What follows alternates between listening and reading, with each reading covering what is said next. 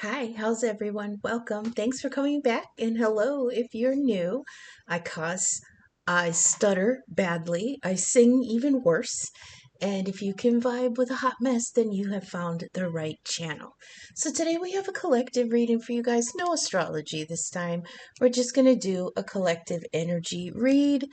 Remember, not all messages will resonate for all of you the same, so leave what doesn't resonate now, but keep it in mind because it may make sense at a later time. You are all at different points in the timeline.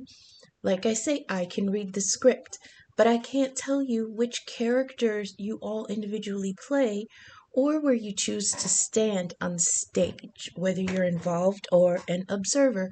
I can only read the energies. So we have the 5 card spread like I've been using, past influences, current energies, near future, looking forward, and then the bottoms of the decks to give some foundational influences that maybe are not being addressed.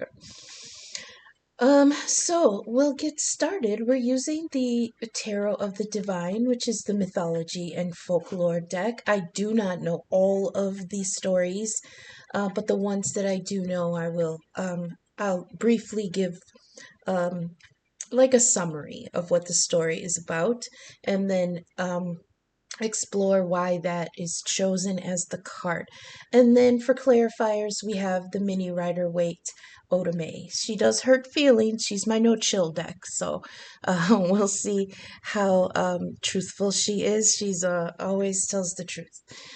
So here we go.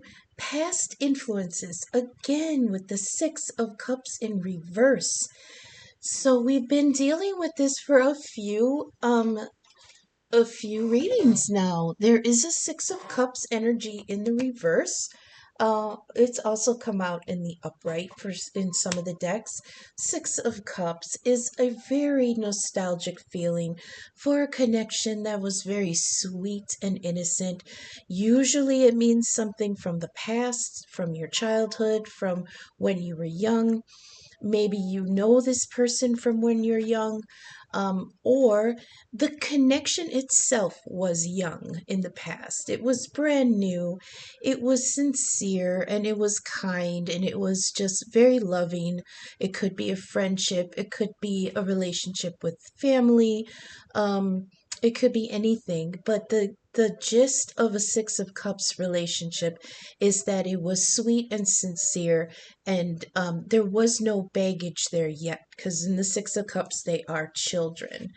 Um, this story, I believe, is the beginning of the story called the Snow Queen, and that in Disney, it was turned into the story of Frozen, but the Disney movie is not at all anything like the original story. Nothing. I think the only thing they kept in Frozen from the original story was the little trolls, but it's not anything like the story.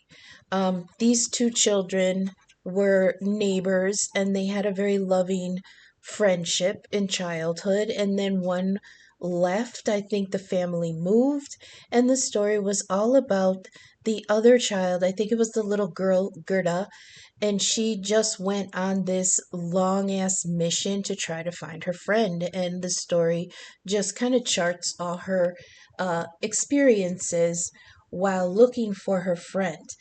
Um, the thing with that story is the symbolism is that in her journey she grew up, and then the relationship is different because the key for the Six of Cups, especially here in the reverse, it means that looking back, it wasn't it was sweeter in memory than it was in experience. Okay. There is a theory in psychology that when we think back to a memory, we're not actually thinking back to the original event. We're thinking back, the brain remembers the last time we remembered the memory. So if you dwell in a memory for years and years and years, there's no guarantee that what you're remembering is the true event anymore. There's another um, thought experiment called the Ship of Theseus. And in Greece, they preserved the ship that they thought the hero demigod Theseus used in his adventures, and they kept it in port. And in order to show um, their respect for it and the story and the hero, they kept repairing it and they kept it as a memorial. But the more you repaired it, the less essence of the original was in it. So at some point, they replaced so much of the wood that the thought experiment is, when did it stop being the original thing? Okay, so when you've got the Six of Cups in reverse here, it's somebody who's stuck in the past, in a memory that was sweet, but you're stuck there. And when you get stuck in those memories, they're not the true event anymore. So here we have somebody who is resistant to moving forward. And this is, again, in the past influences. So, in the past influence, now again, like I said, you're all at different points in the timeline, okay? Some of you, this could be from last year and it's still influencing the current energies. For some of you, it may be just sprouting up right now. But this past influence is a Six of Cups that you are stuck in. And I get it. I get it. Those beautiful memories from the past where you just dwell in that happiness. But you have to remember that, like I said, at some point, that's not the true event anymore. Every time you think of it, you add a little more to it, or you lose a little bit of it. And at some point, it's not the truth anymore. And you get stuck in this false memory. On top of that, clarifying it, we have the Three of Swords, which is heartbreak, but thankfully, this is also in the reverse. This is a good sign. It's healing from that heartbreak. It's recovery and release, and it's self-forgiveness and letting go. Okay, so in the past, there's an energy where you may have been stuck in you may have been stuck in a holding place where you couldn't release something from the past. But now that there's that Three of Swords in reverse, on top of that is the self-forgiveness. Okay, I also heard that there's self forgiveness for the realization that it wasn't as sweet as you remember. Okay, you're remembering the good things, but maybe there was toxicity there that you're kind of choosing to ignore because the good parts um, were so happy. Okay, but like I said, with this Three of Swords in reverse, now there's an energy of letting that go and moving on. You're growing past it. Time does heal things in a way. Um, it gives you a little perspective the further away you get from it. And maybe that's where people are coming in to with this past energy. There's a little bit of perspective here about this past relationship. In the current energies, we have this beautiful card of rebirth. This is the King of Wands, and in this deck, it's represented by the Phoenix. So there has been some kind of purification and rebirth from this, and you've come out a lot stronger now. This is a strong, steadfast, fierce, and noble energy.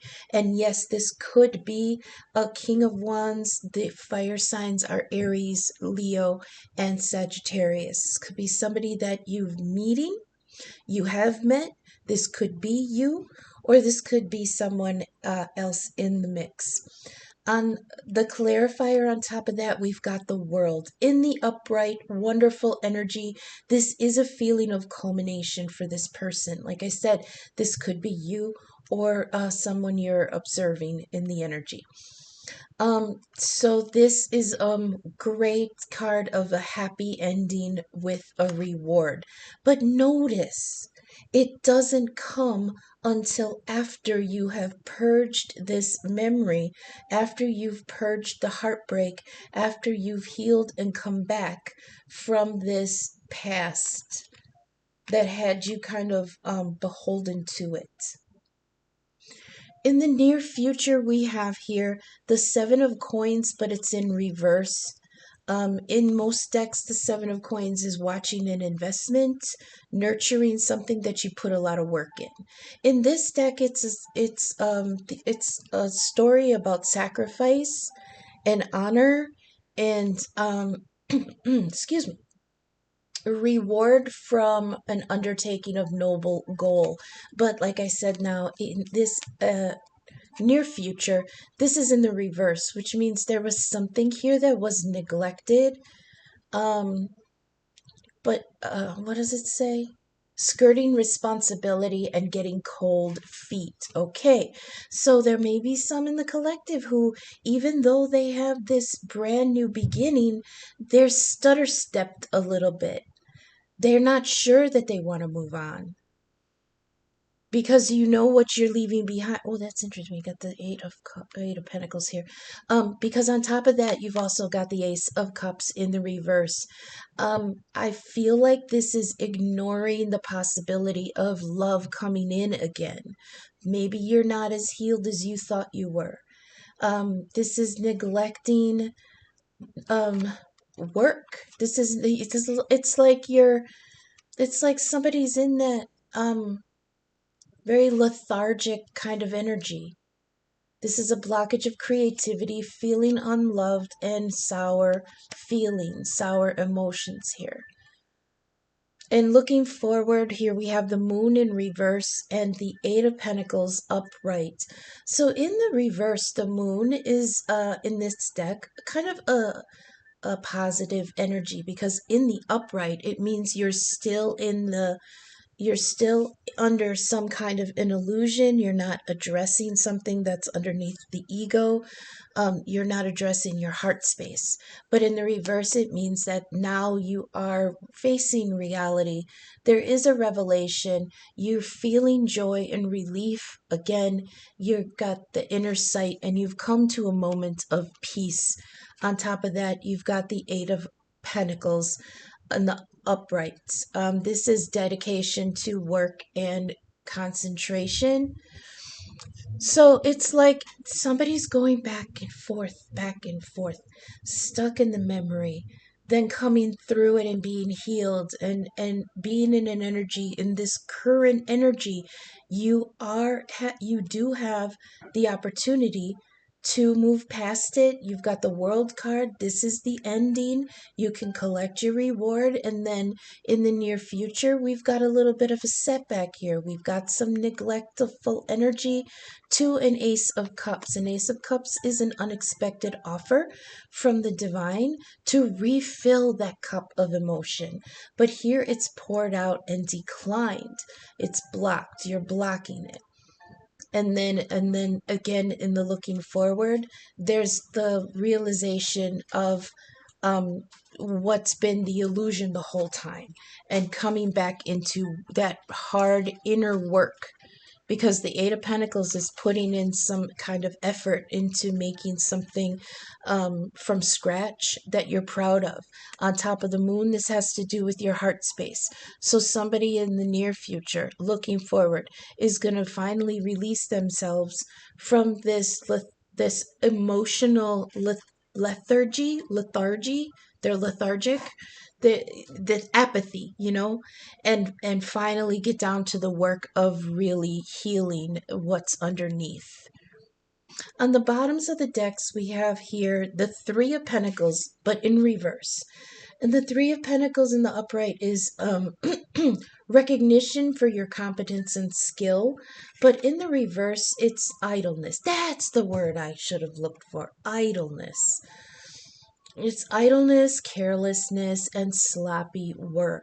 It's also a feeling of inadequacy, because under that we've got that Two of Cups in reverse. We've got discord and incompatibility and a rejection here, feeling rejected from that blessed Two of Cups. Now, this Three of Pentacles in the reverse is being clarified by this Queen of Wands in the reverse. So we have a matched pair here. We have the King of Wands as the Phoenix, and we have the Queen of Wands here in the reverse. This is somebody who is extremely demanding and bitter. And that's perhaps somebody in your energy that does not recognize your hard work. They don't recognize that you are valuable. Or this is somebody that you just decided you can't put any more effort into because they don't, there's no recognition there. This queen, if this is you or the other person, I don't know. Remember, gender ain't shit. You can be a queen and be a masculine in your queenly energy. But this is somebody who's very bitter because they're not getting the results that they expected for themselves. And what is it from? It's from a Two of Cups that is in the reverse. This was a love connection that went sour. And there is here sour feelings from that Ace of Cups in reverse. So this Two of Cups, I love this story. This is Gilgamesh and Enkidu, his best friend. They were roommates, quote unquote. There is a suggestion in the ancient scripts that they were lovers, though, when things got Christianized along the way, they downplayed that aspect of it. But at the time, it was completely normal. Um,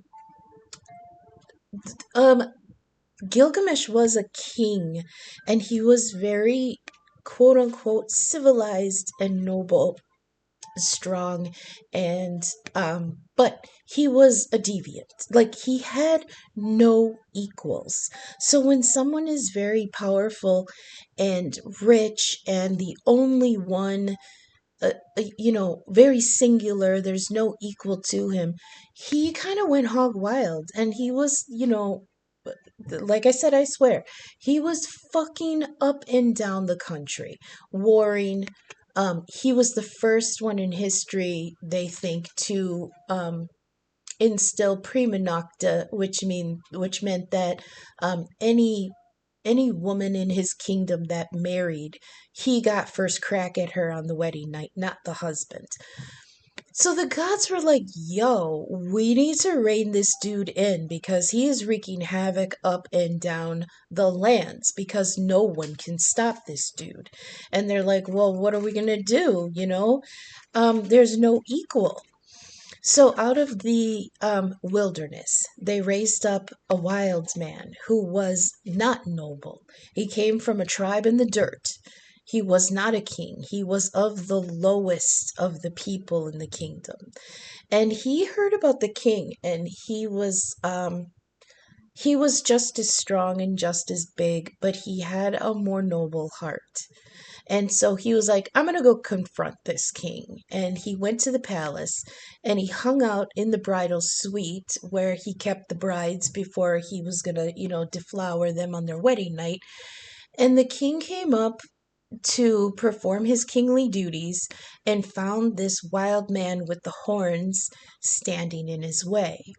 And he said, I don't know who you are, but you're not supposed to be here. This is my house, whatever.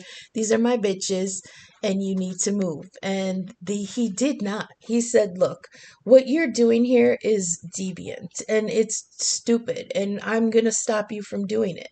And they fought and they brawled and they fought and they brawled, and there was no winner because he had finally found his equal. And true to just guys being dudes, they ended up being best friends. Did we just become best friends? Yup, and they're all bloody because they beat the living shit out of each other. But neither of them won, and neither of them lost. They found within themselves an equal partnership. One was a nobleman who was a fiend at heart, and one looked like a beast who was a king at heart, and together they were the perfect match. This is a representation of two souls that are exact opposites that come together and by some miracle create one whole person. Okay, I love telling that story. Now, the fact that this came in the reverse and clarified by a page of wands in the reverse, someone's coming in reckless. Something here is reckless and unfocused. So in the reverse, this is discord, incompatibility, and rejection, and that's underneath that uh, three of Pentacles in the reverse, which is not getting the recognition for the work you put in because somebody's been very critical critical of it. You're inadequate. This is inadequate for me. This is careless and sloppy. I don't like the way I'm being treated. I don't like the way you're doing things. This Queen of Wands in the reverse is very bitter and very critical and very, very demanding. Whether that's you or them, I can't tell because they're even in the reverse. There could be positive aspects to this. Perhaps this is you in this Queen of Wands in the reverse. And first, finally, you are putting your foot down on how you wish to be treated. And this person coming in, this energy of this Three of Pentacles in the reverse, it's not good enough anymore. Okay? Somebody has been treated or perceives that they have been treated less than they want to be treated. Okay? Like I said, this could be negative. This could be somebody who's bitter, who's just not, um, um, who's upset. I feel like they're upset because this other person may be stuck in that dreamy, remembering a different relationship and they're kind of feeling neglected here. On the other hand, this could be you and you're finally coming out of this. I deserve to be treated better than this, not only by other people, but also by yourself. You deserve to treat yourself better than what you have been treating yourself as. Okay? Like I said, underneath that, there's that Two of Cups in the reverse, discord, and feeling rejected. And this Page of Wands in the reverse, this reckless, kind of heedless, very inexperienced, enthusiastic, but directionless. He's kind of all over the place, not knowing where to focus their energy here. We've got a king and a queen, and then we've got page energy. So something is coming in, or someone is coming in with an offer that's below you. They're not even sincere. So what are they even doing here, right? Underneath that, we've got, okay, Five of Cups in the reverse and the Fool. Now, Five of Cups in the reverse did come out, I think, in the last reading. This represented La Llorona. She's the crying woman. Like I said, she either caused or allowed the death of her children, and then she was cursed to walk in mourning for the rest of her life. Here you can kind of see coming out of the water where the three cups are spilled. Those represent the three children. Coming up out of the water is the hand of one of them that's keeping her bound in place in her mourning. Here we've got the moon in the background, and we had the moon up here, which makes us deal with things that we keep hidden. The key with the Five of Cups is that there is the possibility here of love again because two cups have been salvaged, whether she is aware of them or not. But this is in the reverse, and it is so in the upright, you're still caught in that mourning. You're still in that energy of not forgiving yourself, that regret and self pity, the mourning of that loss, the feeling guilty, and replaying those mistakes over and over.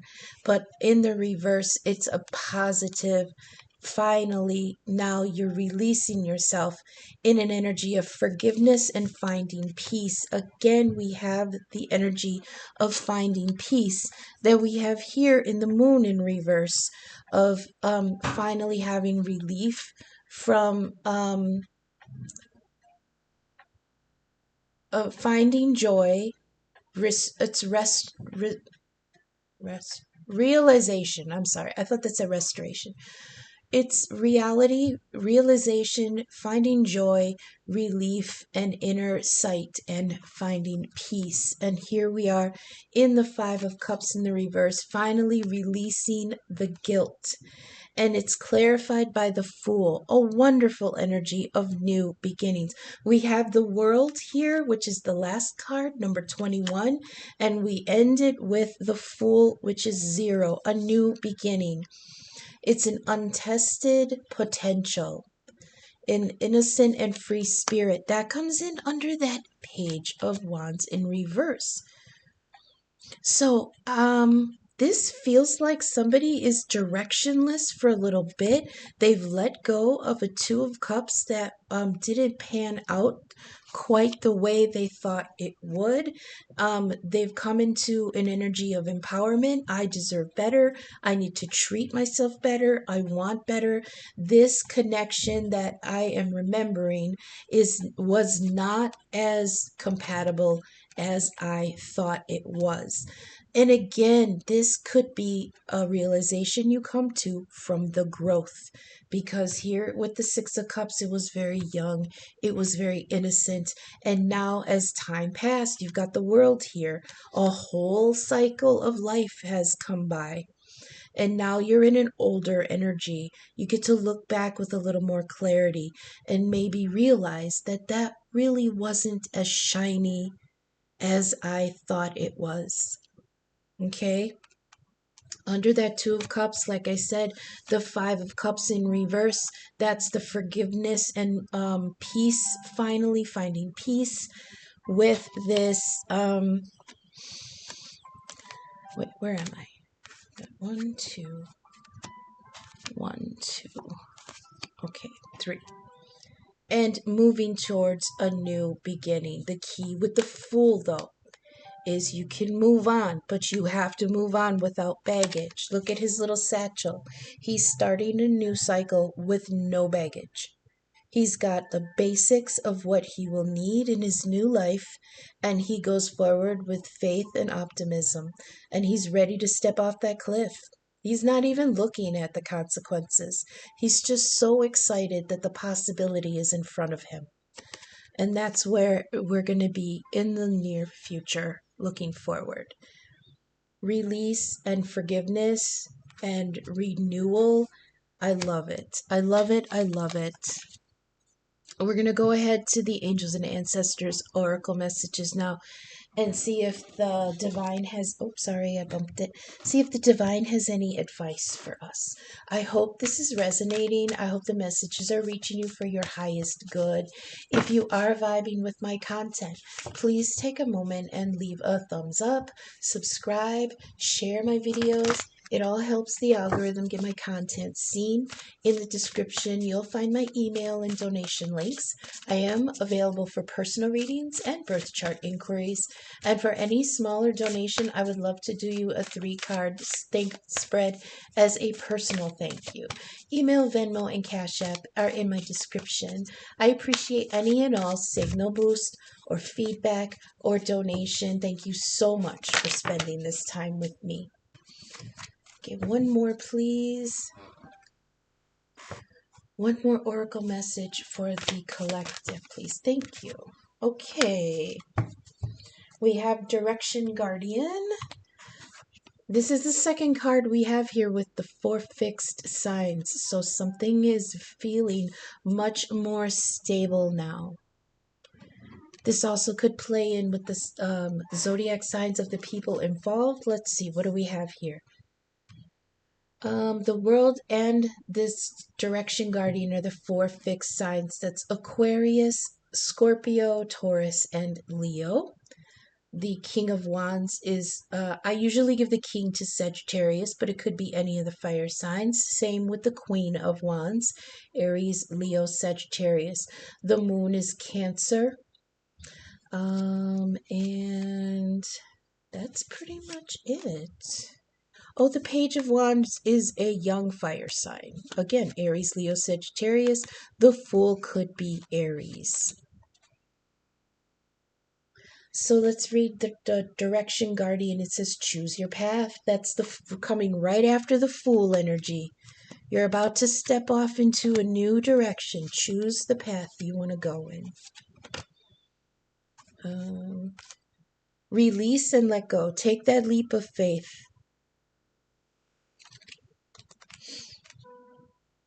Okay, let me find it. There it is. Okay, Direction Guardian. Choose your path. Look how gorgeous that is.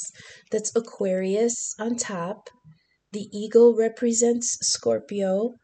The bull over here on the left is Taurus, and the lion is Leo. The four fixed signs, they bring stability to the heavens. It says, connect with your deepest desires. Then choose the path that will make your heart and soul sing. I heard you're unfettered now. You have no restrictions now. You're free from that past cycle. Choose. It says your path isn't set in stone, and your angels and guides have no expectations for you. That's why it's Fool energy. There's no expectations here because nothing's been decided yet. Everything is possible. Nor should you have any expectations for yourself. There are many directions you can take. None of them are wrong, as they all hold perfect opportunities to grow and learn. But life is to be enjoyed and savored as well. So if you know that there's a decision to be made, and particularly if you're feeling indecisive, choose the path that you know is going to light you up and choose with your heart. So if you have new choices to go in any direction you want, they're telling you to enthusiastically go in the direction that is going to make you the happiest. Okay? Then we have Earth Mother. This could be the Empress energy. So that's Venus, Taurus, and Libra.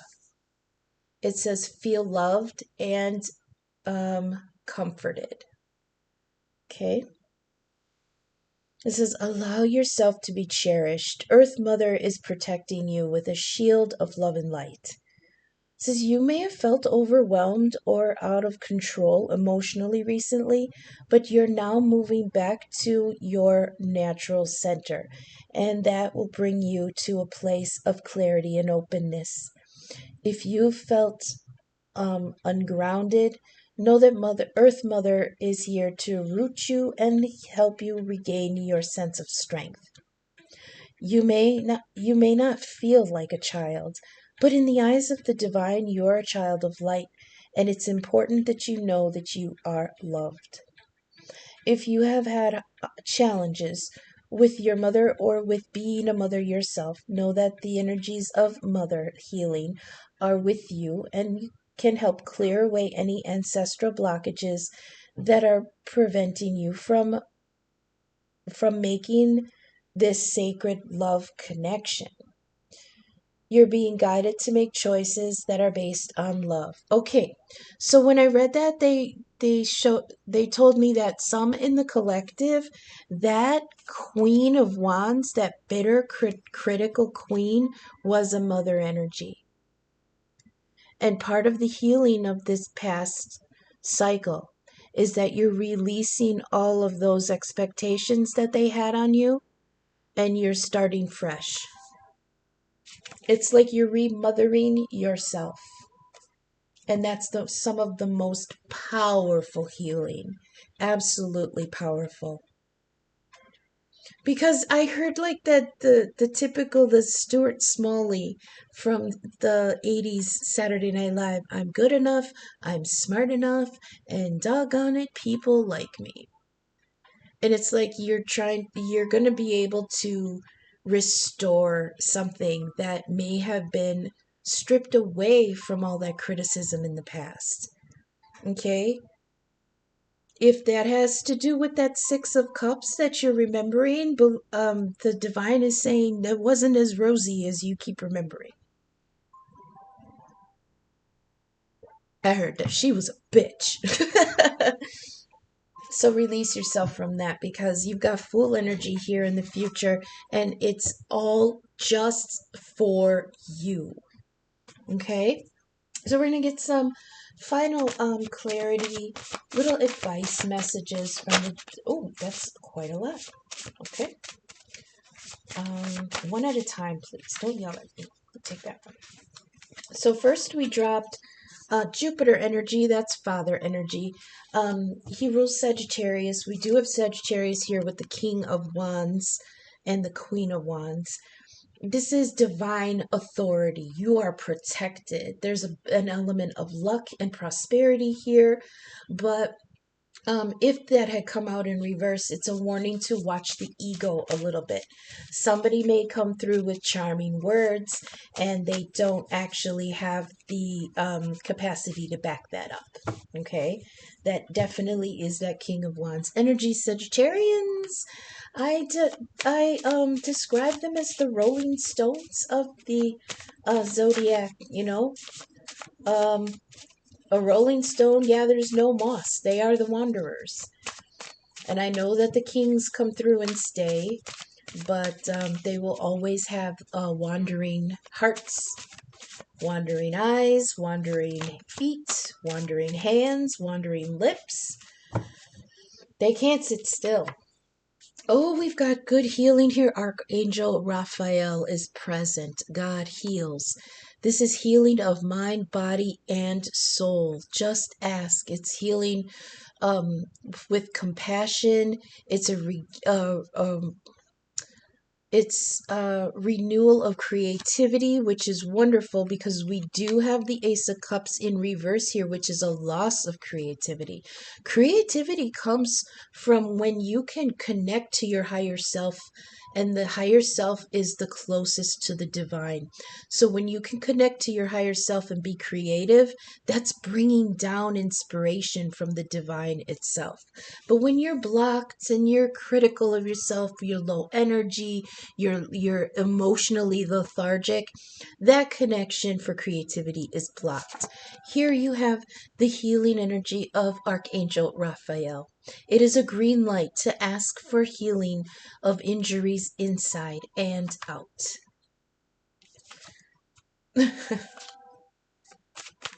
It is bananas. We get a few more, please, for the collective. Some advice, little tidbits of encouragement.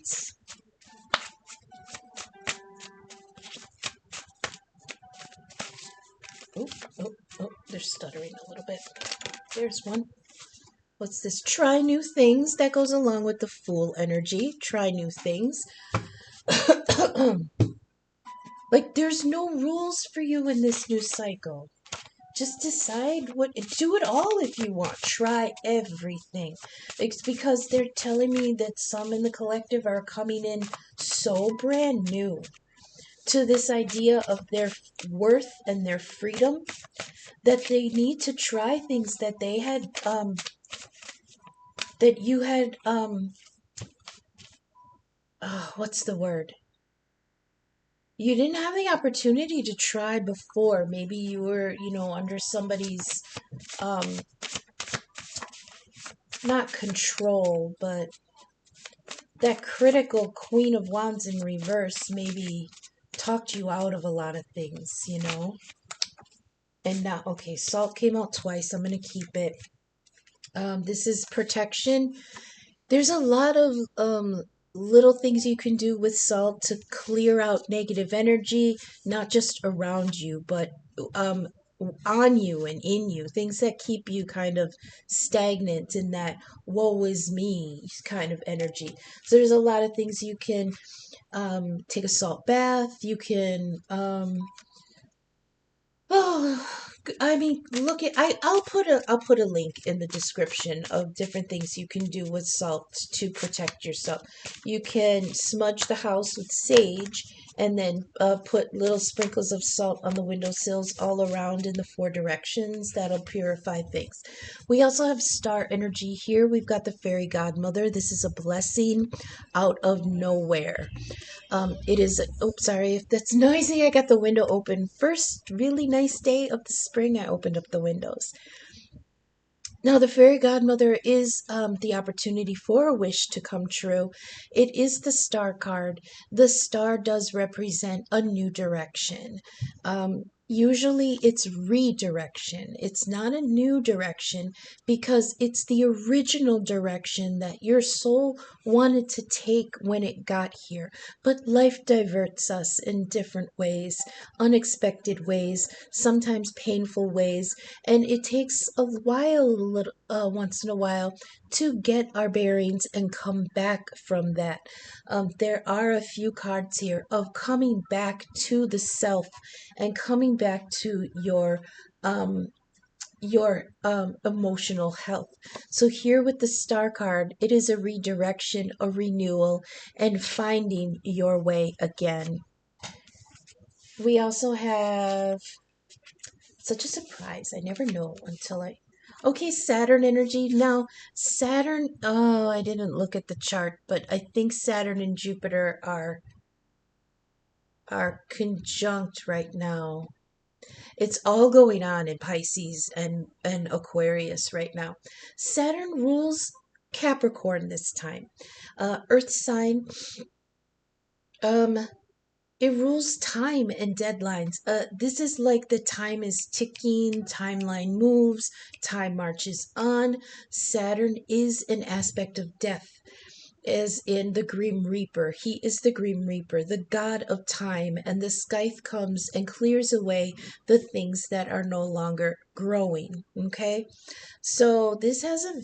It's also an aspect of karma. Whereas Venus and her rulership of Libra, the scales of justice, tallies up and measures the karma. It weighs the karma. Saturn comes through and distributes it. Okay, so in the upright, I really feel like they're saying the time has come for you to get your good karma. We do have the world here in the upright, and that is the ending, a happy ending to a cycle with a culmination of your reward coming. Here we have Saturn, the king of karma, coming in. The time is now, the time is right. He is dedicated and he is loyal, and he's coming through with your good karma. We also have the sun. All right. The sun right now in sidereal astrology is in Aquarius, not Pisces. It's coming in with validation of your identity, yourself, the self. It's also a growing, beautiful, warm feeling of creativity and pride, playfulness, and expression. We get a couple more that are not planets, please. Oh, okay. Hey, free yourself. It's time to take your life back. That's wonderful. Just one more. 777. Divine path. You are right where you should be and serving your divine purpose. That's wonderful. Just one more, or is that it? I mean, that's pretty good. That's a pretty good ending, so I don't want to push it, but I also want to get everything that they want to tell us. Is that it? Growth. Okay, we'll take that one. One more just to make it even. One more just to make it even. Oh no, we have the one more they told me. It's to try new things. Okay. So that's what I have for you, collective. We're coming out of an energy of being caught in a cycle where we were just remembering things We're sweeter in the past, but we are in an energy now of being healed from that because we're coming to the realization that something back then was not as shiny as we thought it was, and it actually maybe caused some emotional damage. Now we're freeing ourselves from that and learning to heal and move on enthusiastically to a new cycle. So that's what I have. Oh, what do we have coming up now? So after this collective read, we're going to do Virgo placements next. Then we have a love reading with the fairies again. The next week or so, like starting from the 13th, it's gonna all be going down, I swear. Not only do we have a full moon lunar eclipse coming up from the last degree of Leo moving into Virgo, it's so cool because think about it. The moon is going to be in the last degree of Leo when it's eclipsed, and when it comes out of the eclipse, it's going to be in the first degree of Virgo. So that's going to be a really interesting reading. Not only does that happen, but it's on Pi Day, which 314 is a sacred number. Not everybody observes the Pi um, portal, but I do. I like to because I'm a science nerd and a space nerd, and it's part of the name of the channel, Gem 314. That's for Pi. So there's the Pi portal, the eclipse happening, and like right after the eclipse, like 6 hours after the eclipse, Mercury goes retrograde.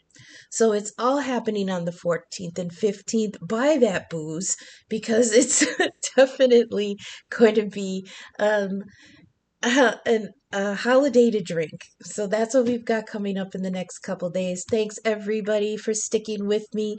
And until I see you again in the next reading, okay, thanks, bye.